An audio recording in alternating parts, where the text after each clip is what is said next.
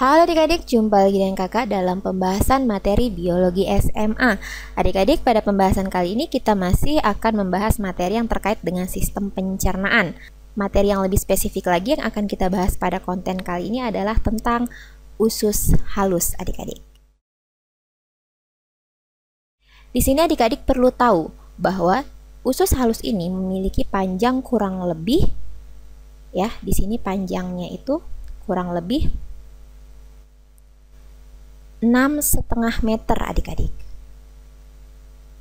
Sedangkan lebarnya ya itu sekitar 25 mm saja. Nah, adik-adik bisa bayangkan bahwa ternyata usus halus itu memang sangat panjang, melebihi panjang manusia normal adik-adik, tinggi manusia normal, maaf. Nah, di sini 6,5 meter. Akan tetapi ya, struktur dari usus halus ini ya, dia ini permukaannya itu berlekuk-lekuk, sehingga dengan lekukan-lekukan tersebut menyebabkan permukaannya menjadi luas adik-adik. Jadi yang panjang yang 6,5 meter ini dibuat berlekuk-lekuk, sehingga kurang lebih gambarnya seperti ini adik-adik. Nah, jika dilihat dari bagian-bagiannya adik-adik, usus halus itu ternyata dibedakan menjadi 3 ya. Untuk usus halus ya, di sini dibedakan menjadi 3. Yang pertama adik-adik, itu adalah usus 12 jari atau lebih sering disebut dengan duodenum. Nah, seperti itu. Mengapa dikatakan usus 12 jari adik-adik? Karena ya, usus 12 jari ini memiliki panjang kurang lebih 25 cm, di mana itu 25 cm itu dapat kita ukur dengan cara menempelkan jari kita 10 kemudian ditambah 2 jari di sampingnya sehingga berjumlah 12 jari adik-adik, dimana panjangnya itu kurang lebih 25 cm. Dan seperti yang kakak katakan tadi, makanan dari lambung yang bersifat asam kemudian masuk ke usus 12 jari ini adik-adik. Jadi di sini duodenum itu adalah bagian usus halus yang paling dekat dengan lambung adik-adik, seperti itu.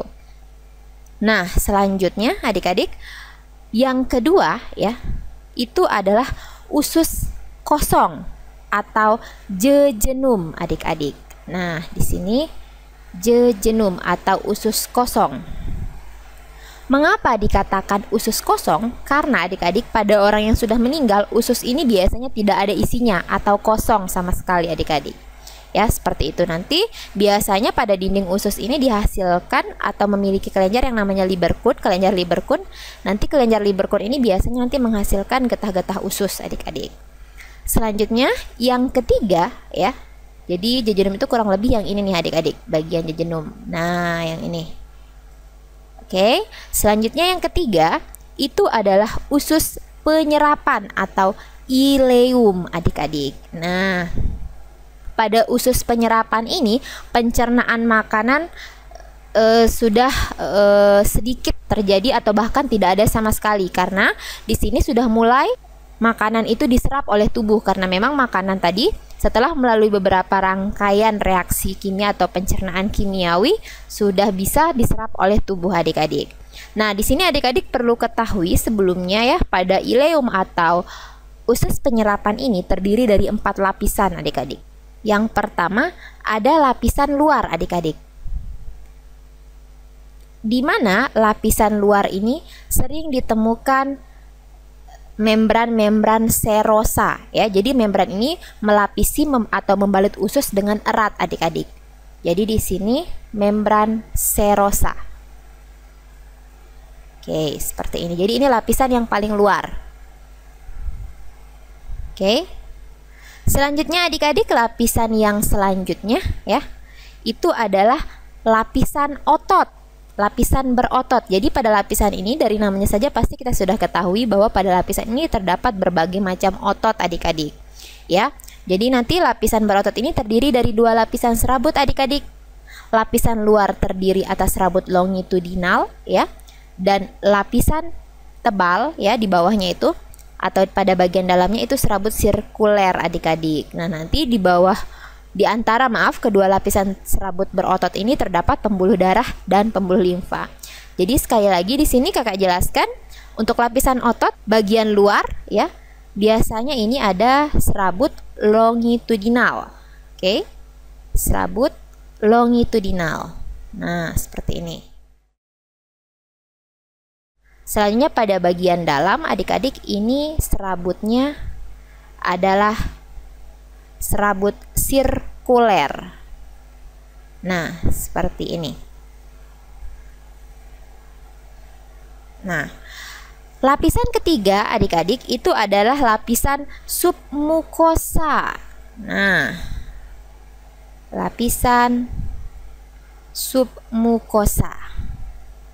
Nah, seperti ini. Di mana adik-adik pada lapisan submukosa ini nanti terdapat otot sirkuler juga, dan lapisan yang terdalam itu merupakan perbatasannya.